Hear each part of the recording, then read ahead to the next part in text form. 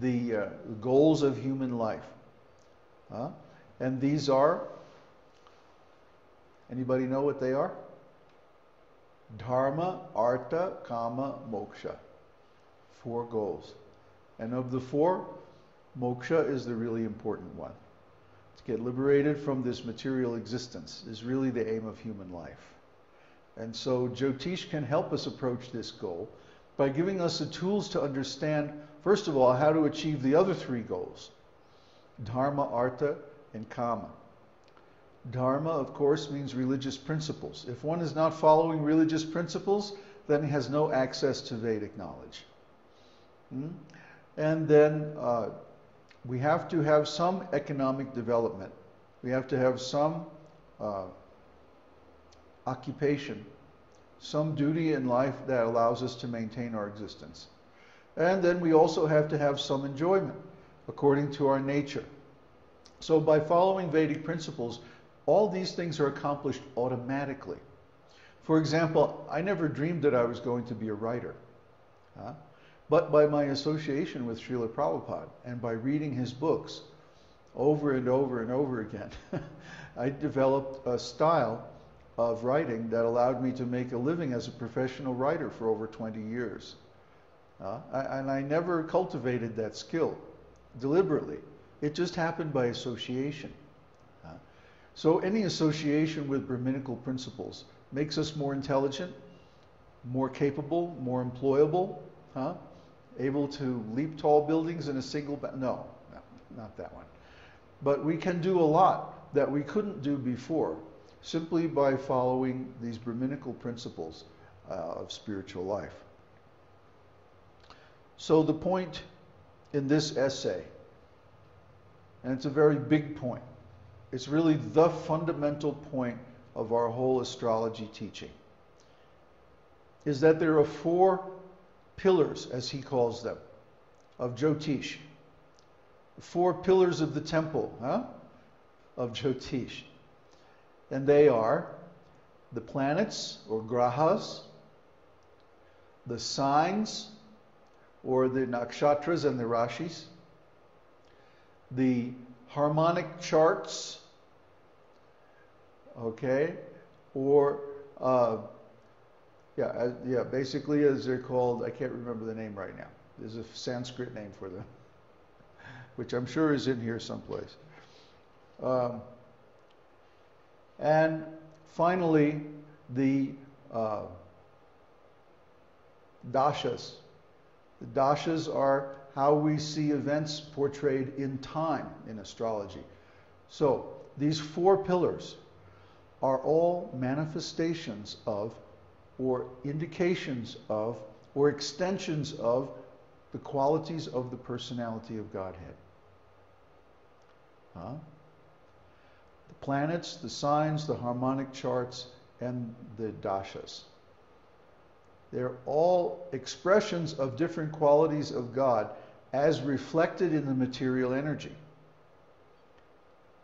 And we should always keep this in mind as Vaishnavas, to see God everywhere and in everything. After all, everything is His energy, and everything that happens, happens according to His will. So God is everywhere, and He's controlling everything and everyone according to His will, and also according to our desire. He's our dearmost friend. So He makes things happen according to our desire. The problem is our desire is not pure. It's mixed with some material qualities. So then we create karma for ourselves, and we have to suffer. At least we have to be born again in this material world and go through all that nonsense. So the whole purpose of devotional service is to purify our desire. As soon as our desire is pure, Krishna, I just want to love you. I just want to serve you. I just want to make you happy. What do you want? What would you like? And when we follow Krishna's desire, then automatically everything becomes auspicious. So, let's look at the first paragraph here. Where'd that go? Oops. Wow, this thing's really sensitive. Can you? Beginning of creation.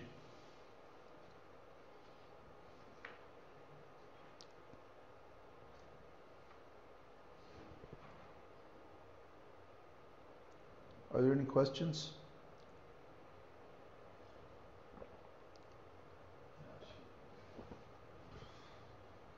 No questions so far.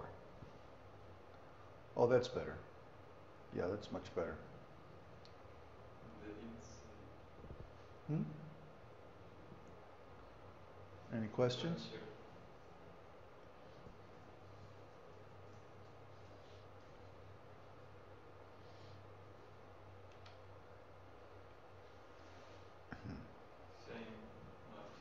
Not yet. Okay. So everything has a point of origin, a beginning, a creation.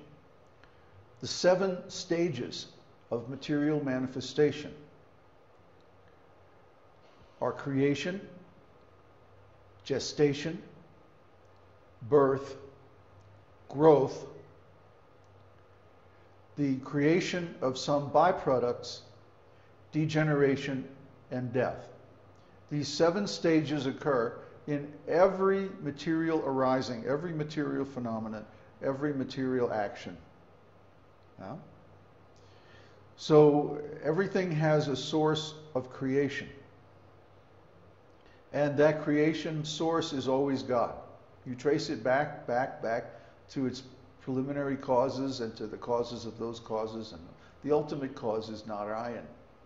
Narayan emanates the Brahman, the total material energy, also known as Pradhan, or the Mahat Tattva. These are subtle material elements. They're not manifest. They're, you might say, causes of the material elements. They don't become manifest until they engage with time. For any material manifestation, time is required. But the Pradhan, or the Mahat Tattva, is eternal. Therefore, the cause of material creation is eternal and spiritual, Brahman. Brahma is the total material energy that I impregnate with the spirit souls, Krishna says in Bhagavad Gita. Therefore, of all beings, I am the seed-giving Father. Krishna says that in Bhagavad Gita. But until he actually applies that creative impulse by glancing over the material nature, then nothing actually happens. Remember, Krishna can perform any action with any of his senses. So he can impregnate the material nature simply by looking over it. He doesn't have to actually touch it. Krishna is always separate from the material nature. He never actually becomes engaged with the material nature. When he does, that's Lord Shiva. Shiva is God in touch with material nature, engaged with material nature. That's why we don't worship Lord Shiva as God, even though he's Maheshwar. He's the supreme controller, but because he's engaged with Maya directly, Durga, we don't worship him as the supreme. We worship him like a demigod. So Lord Narayan, or the time force, is never directly in touch with the material nature. Therefore, time is not something that we can measure. You can't take time. What's that song? If I could put time in a bottle. Well, we can't. Just like we can't put consciousness or the soul in a bottle. Because all these things are transcendental.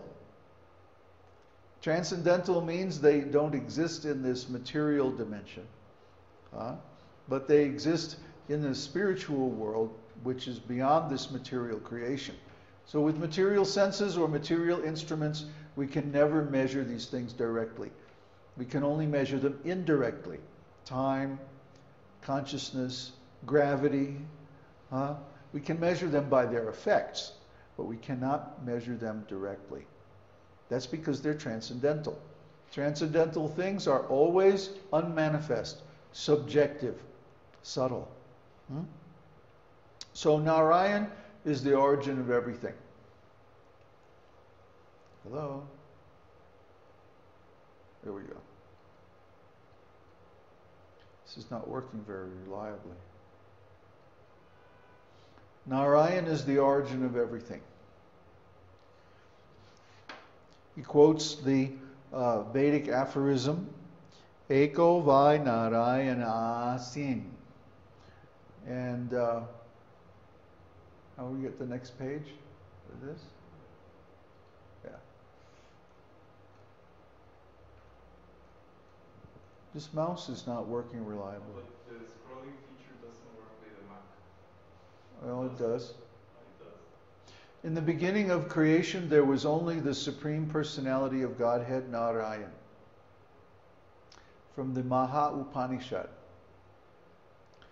Then Ata Purusho Havai Narayano Kamayata Prajan Srijeti. Then the Supreme Personality of Narayan desired to create living entities. From the Narayan Upanishad.